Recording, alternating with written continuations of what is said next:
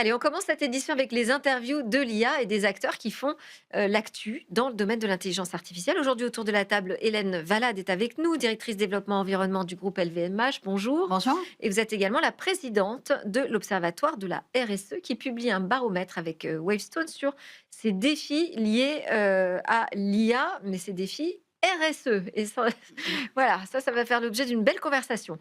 À côté de vous, Mehdi Medjaoui est avec nous également, start-upper dans les deep tech, chef d'orchestre de nombreuses conférences qui sont donc aujourd'hui rassemblées sous une même bannière, FOST, Future of Software Technology. On va parler, notamment parce qu'ici on s'intéresse beaucoup à l'IA, de génération AI.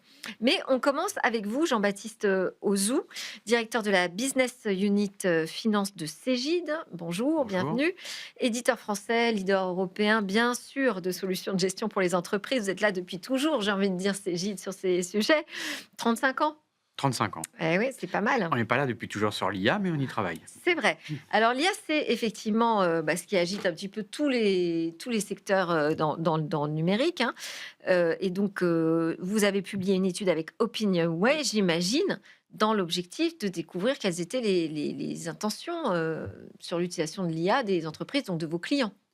Et des salariés, des entreprises et comment les Et les métiers salariés, aussi, c'est ça. voilà, les salariés des entreprises qui sont nos clients utilisent cette IA et donc dans les métiers, comment ça se diffuse à l'intérieur. Ouais. Et notre intérêt, c'était de faire une comparaison entre les pays européens sur lesquels nous sommes présents. Donc majoritairement Belgique, France, Espagne, Portugal, pour un peu voir comment était adoptée l'IA à l'intérieur des entreprises. Alors, qu'est-ce qu'on en tire comme enseignement? On en tire plusieurs enseignements. On en tire déjà que la France est assez utilisatrice de l'IA, mais avec des éléments beaucoup plus raisonnés. Par exemple, Par rapport aux autres pays, vous voulez dire? par OK. rapport aux autres pays, effectivement. On voit que sur l'IA, par exemple, utilisation importante, 36% des salariés français utilisent une IA interne, contre 17-18% en Espagne ou au Portugal. Donc on voit une maturité C'est des vraiment entreprises. énorme, en fait, comme C'est, différence. le différentiel est énorme. Ouais. Donc ça veut dire qu'il y a une maturité des entreprises françaises qui ont pris conscience de l'importance de structurer cette information IA et l'usage qui en est fait à l'intérieur. C'est-à-dire comment je contrôle l'information pour pas qu'elle soit diffusée en totalité à l'extérieur. Pour pas laisser la place à du shadow AI. Exactement, exactement. OK. Et paradoxalement, on a quand même quasiment les 2 tiers des salariés français qui se posent des questions sur où je vais avec mon IA. Donc, on soit un refus d'usage, et il y en a quand même quasiment un quart, plutôt sans stigmatiser, mais plutôt dans des générations plus anciennes, et le reste, à peu près un tiers, qui dit moi, j'ai une crainte vis-à-vis de l'IA en usage. Soit une crainte, une peur primaire, une inquiétude fondamentale ou une pseudo-indifférence vis-à-vis de l'usage. D'accord, et la crainte sur, le remplacement, Ouais. Bon. du salarié par, une intelligence artificielle, j'imagine qu'elle est présente aussi Oui, dans on y cette reviendra sans doute. étude? Il y a cette fameuse crainte du remplacement. Oui. Il y a aussi maintenant une crainte de est-ce que l'information que l'on me donne est bonne? C'est-à-dire jusqu'où je vais dans ma confiance vis-à-vis de l'information Ça, qui c'est est une preuve rendue. de maturité, Exactement. en Et c'est l'occurrence. là où on dit il y a une énorme preuve de maturité des Français parce que ils ont cette sujet par rapport à la confiance de l'information transmise, plus le sujet de l'impact écologique, on y reviendra, et là on a les jeunes générations qui sont très portées sur cet élément-là, voire également le côté éthique de l'IA. Ouais. Donc, et ça ressort beaucoup plus fort en France qu'en Europe. Donc, ce qu'on peut dire, c'est que globalement enthousiaste, peut-être un peu moins que dans certains pays, parce que certains moins diffusés, mais avec une grande maturité par rapport à l'usage qui en est fait. Et très concrètement, est-ce qu'aujourd'hui, vous voyez l'IA transformer, les métiers ou le Alors, travail? nous, chez Cégide, on est persuadé que l'IA transforme et va transformer fondamentalement les métiers. On a, si on peut résumer ça, hein, on a eu 3 temps dans l'IA, peut-être qu'on pourrait compléter. Pour nous, on a eu le temps de la restitution de l'information, de l'assistance et de l'alerte, c'est-à-dire globalement j'ai un prompt, je l'interroge, il me donne de l'information et je peux traiter cette information-là avec des alertes potentielles sur des fraudes, par exemple, sur des usages en termes RH. Ensuite, on a eu le temps du je conseille, je recommande. C'est-à-dire, à partir de cette donnée-là, qu'est-ce que l'on peut faire? Heu, Nous, on a, par exemple, développé des systèmes RH sur tous les entretiens annuels qui viennent, compléter quasi automatiquement à travers une conversation ou à travers quelques notes, les, rendus, des entretiens annuels. D'accord. Donc là, ça vient, vraiment, proposer, assister et conseiller le manager, du remplissage. Et puis là, on rentre dans une phase où que l'on considère, d'action, donc pour agir et pour, automatiser, certains éléments. La phase agentique, Alors on est c'est peut-être on un peu est rapide, ouais. c'est peut-être un peu Mmh. rapide, on est évidemment pas dans la phase agentique encore, mais on est dans cette préphase préphase, agentique, où, je viens, effectivement, proposer des actions, tout ça, comme je disais, vient préparer, l'avènement, de l'agentique ou comment on fera. Parce que là, on rentre dans des sujets beaucoup plus profonds de transformation et de process d'entreprise et de transformation d'outils Mmh. également avec et l'agentique, hein. et et et le sujet de la confiance aussi, qui va, encore plus s'inviter sur l'agentique. Vous vouliez commenter? Je vous ai vu réagir. Non, mais je trouve, on a également mené, une étude auprès des entreprises à la fois en Allemagne, chez les Britanniques et en France et on retrouve des, résultats assez similaires. Donc c'est assez intéressant, notamment sur le côté, très, dual finalement. C'est-à-dire l'IA comme étant, un vecteur de progrès, sur l'analyse des données, enfin sur Mmh. tout un tas de sujets. Et puis par ailleurs, des craintes, tout ça cohabitant et les craintes, si je peux me permettre de rajouter à ce que vous avez dit, les craintes vont aussi presque des craintes, psychosociales sur le mode, mais est-ce qu'on va y arriver? C'est-à-dire est-ce qu'on va maîtriser cet outil? En effet, est-ce qu'il va nous remplacer? Mais il y a d'abord une sorte de charge mentale qui est comment on va faire pour attraper à nouveau cette transformation qu'on nous demande encore. Il y a eu Mmh. la transformation de la RSE, la transformation du durable. On rajoute cette transformation-là et je trouve qu'on a probablement le devoir, les uns et les autres, d'être dans de la pédagogie. Parce qu'au fond, je suis pas sûre que tout le monde sache de quoi on parle, c'est-à-dire entre les outils purement numériques, Comment se les l'IA, approprier? etc. Ouais, Voilà, il ouais. faudrait qu'on fasse, peut-être ensemble, de la pédagogie sur ces sujets. Alors la semaine dernière, j'ai reçu justement, une personne qui lançait un club pour que tous les responsables IA des entreprises puissent se parler. Ouais, Parce qu'il m'a dit: «En fait, ils se sentent seuls et ouais. en difficulté Mmh, devant les promesses de l'IA, finalement, pour concrétiser ce qui est attendu». C'est mmh, un défi, pas facile à relever. mmh, Donc oui, je crois que tout le monde a besoin d'en parler très mmh, honnêtement, finalement. Qu'est-ce que mmh. je fais avec cette IA? Comment je me l'approprie? Entre la promesse et la réalité, on en est où? Justement, nous, Mehdi? dans les conférences IA que j'organise, on les voit, ces décideurs qui discutent ensemble et qui se posent beaucoup de questions. Et c'est vraiment la bataille, la chasse au cas d'usage.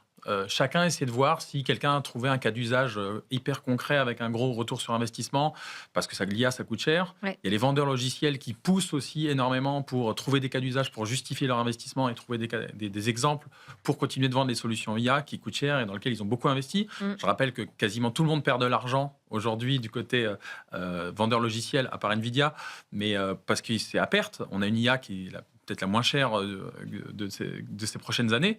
Donc là, c'est vraiment la chasse au cas d'usage. Et il y a vraiment deux choses qui se dégagent.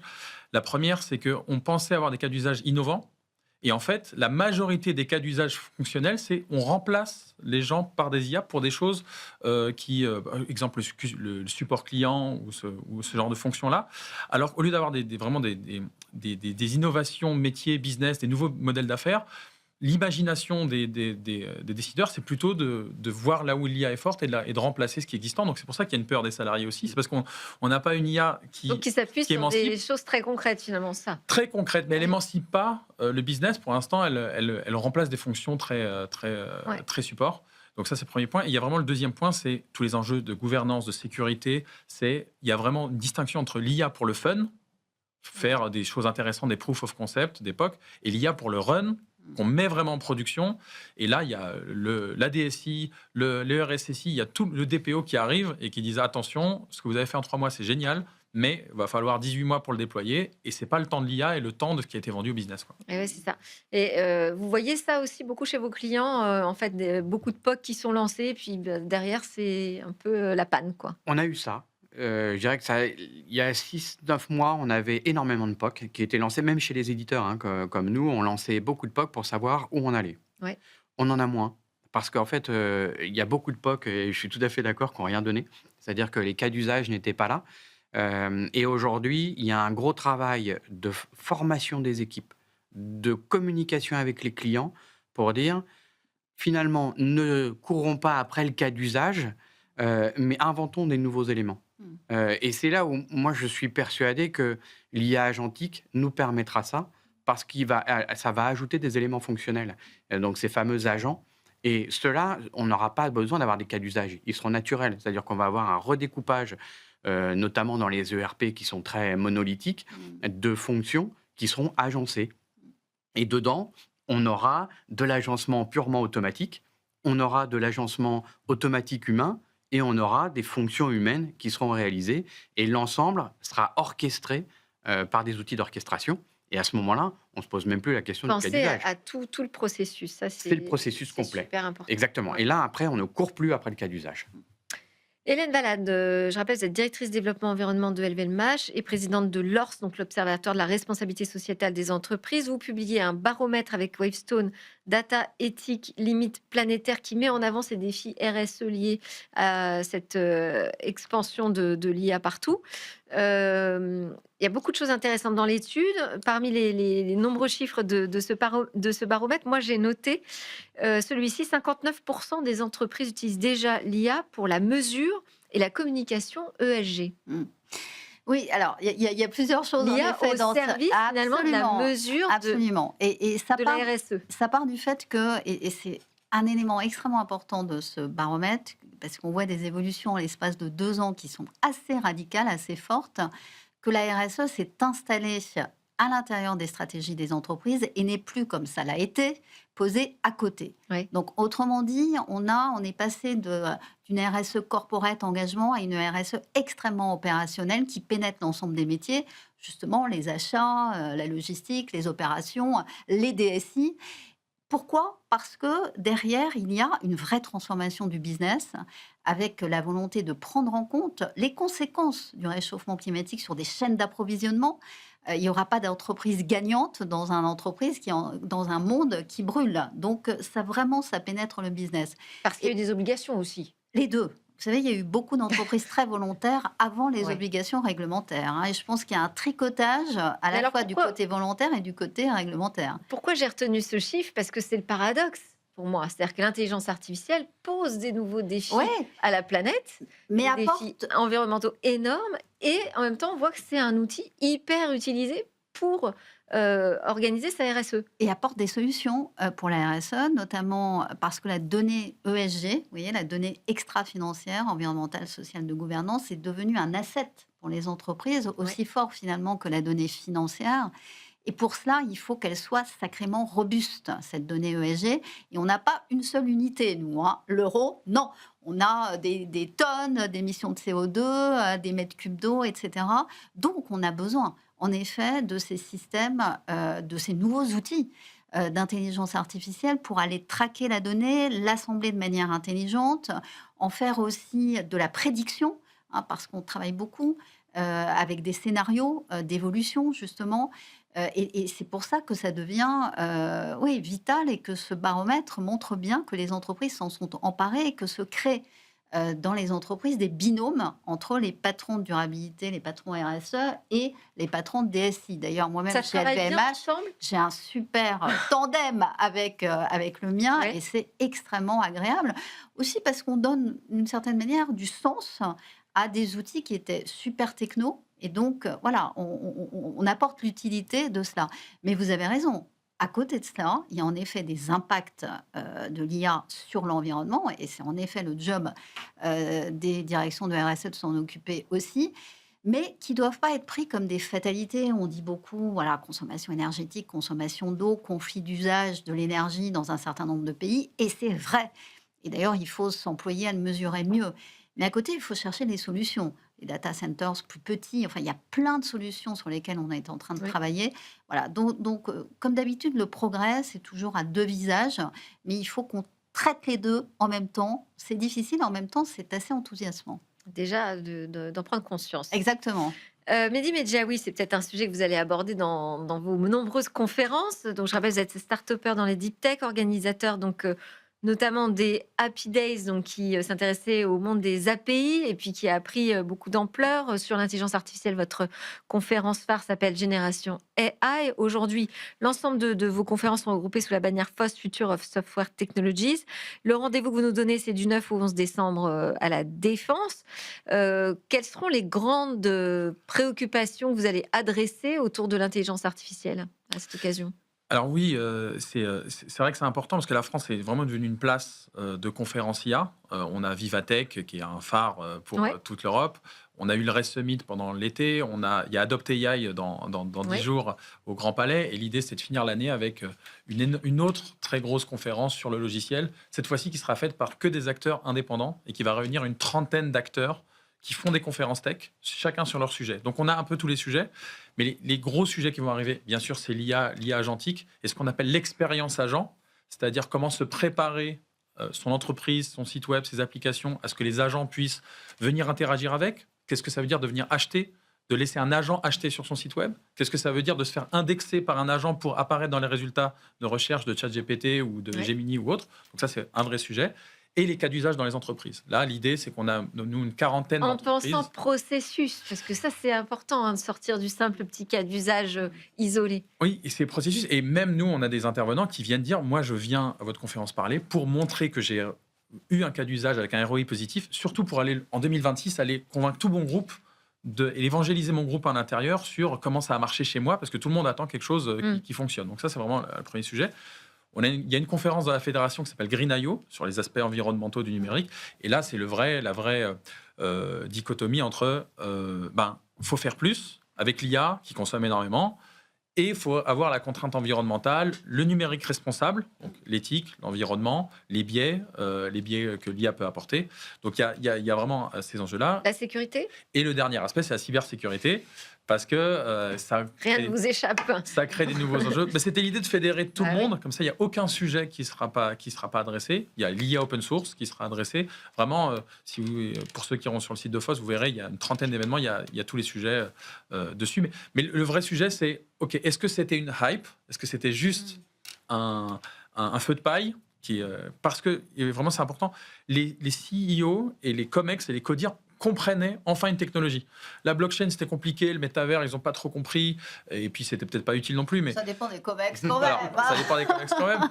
Mais j'ai été parfois faire du consulting à certains COMEX, pas LVMH, mais c'était compliqué. C'est ça qu'LVMH, vous êtes hyper en pointe sur tous ces Oh, sujets, parce on qu'on essaye, vous voit à on Vivatech essaye, ouais, absolument. à chaque fois. Ouais, exactement. Oui. Mais nous, on voit les DSI, ils disent, mince, là j'ai un CEO qui comprend la technologie, qui l'utilise tous les jours, il voit la transformation de toute l'entreprise à partir de ça, il nous demande de l'opérer, DSI, innovation, Chief Data Officer, et il dit, voilà, là, on ne peut pas se cacher derrière une technologie qu'on va dire, donnez-nous le budget, on va gérer. Donc là, toute l'entreprise a la pression, et tous les services informatiques, métiers, sont aujourd'hui au service du potentiel de l'IA, quoi. Et après, il faut avoir les bonnes compétences aussi, parce que ça, c'est un sujet, je pense, qu'on peut discuter transverse. Trouver les bonnes compétences, avoir les bons ingénieurs en IA qui pensent métier. Est-ce qu'aujourd'hui, on est suffisamment bien équipé dans les entreprises? Il y en a pas assez. Non, la réponse est Il y en non. a pas là, assez. mais- Ouais, ouais. mais ça rejoint l'enjeu de formation dont on parlait tout à l'heure et d'émergence de ces nouvelles compétences. Comment les entreprises peuvent les mettre en œuvre. Ça a été exactement la même affaire sur la durabilité. Comment, grâce à la formation, on dote de nouvelles compétences l'ensemble des collaborateurs. Et je pense qu'il faut que cette transformation, elle soit duale, quoi. Elle soit à la fois digitale et durable. Et ça passe en effet par par des sacrées politiques de formation. Ouais. Totalement d'accord. Chez Cégide, on a formé 5500 personnes Voilà. en interne. On l'a fait en 3 mois et demi. parce que ça nous paraissait fondamental de le faire. Et encore, on parle bien de formation, on ne parle pas encore de complètement utiliser les éléments. On est face à une transformation Ouais. profonde C'est-à-dire qu'on est sur l'acculturation, c'est ça pour pour l'instant? l'instant, Ouais. et on commence quand même à avoir des projets, mais ça se fait sur des petites équipes. Et donc, on voit bien qu'il va falloir accompagner tout ce mouvement, former les gens en interne, certainement aller recruter des gens spécialisés autour de ça avec des profils différents, avec des modes de fonctionnement dans les projets qui seront différents, parce que le temps ne sera plus le même. Là, il va y avoir des salaires qui vont augmenter, là, Ben, surtout les experts IA. Pas Et- forcément. Si. Alors, C'est, je Si on sais les pas, hein. si on les Voilà, incentive à exactement. l'impact environnemental, ça peut être très intéressant. mais même les grands groupes de logiciels ont des problèmes.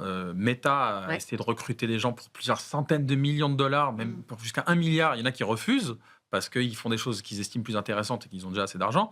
Il y a Yann Lequin là, qui va quitter Meta pour monter sa start-up. Il C'est-à-dire faut le prendre chez Cégide ou LVMH, je sais pas, mais Bah, c'est un faut- bon candidat, à mon avis. faut le prendre, oui, mais voilà, ça va être, il faut l'intéresser en tout cas. Mais ce que je veux dire, même les grands ont énormément de mal sur ces hyper talents, ces talents extrêmement peu, Ouais. qui sont très peu présents. Donc c'est partout un problème. Il faut former la masse et il faut garder les meilleurs. C'est très très dur pour tout le monde. Voilà, Mm. c'est- Et former en interne aussi, voilà. Faire progresser tout le monde. On a quoi? Les 10 secondes pour un temps fort sur la conférence, enfin l'ensemble des conférences. Bah, il y aura les annonces de Google, Nvidia, OpenAI. Il va y avoir des annonces. Il y aura des annonces, des démos qui seront pour faire la Des première fois en Europe. avant-premières. Qui seront présentés la première fois en Europe et pour certains dans le monde. Donc voilà. Super. Merci beaucoup, Jean-Baptiste Ozou, d'avoir été avec nous de Cégide, Hélène Valade, d'avoir été avec nous aussi de l'Observatoire de la RSE et Mehdi Medjaoui pour les conférences. Merci à vous de nous suivre. On enchaîne avec notre rendez-vous Mobile Business.